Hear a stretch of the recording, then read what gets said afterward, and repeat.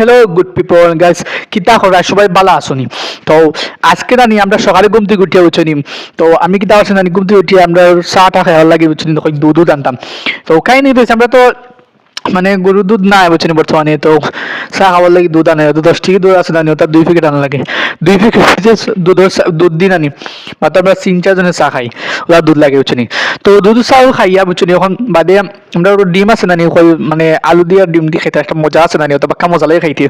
তো ওটা আনার লাগে আমি গেছিলাম বাজারও যাওয়া দিয়ে আওয়ার পথে দেখি জানি আমার মিলও দাঁড়িয়ে কিতা চলি দিতে হবে তারা মানে তারা জিরে আনো। তো আমি এখন কিতা করলাম জানি, আমি বাড়িতে আম্মুনি দিলাম। তো আম্মু মানে মানে সুন্দর রান্ধিয়া কুকিং করছেন। খরাবাদ দিয়ে আমরা বাড়ির থেকে আমি আইছি। তো আমার অন্য দান লই আসছেন বুঝছনি। তো তাই আনা বাদে তার দান এখন মাফলাম যত করি মাফিয়া সুন্দর করি, মানে তাই ডালা বাদে নানি।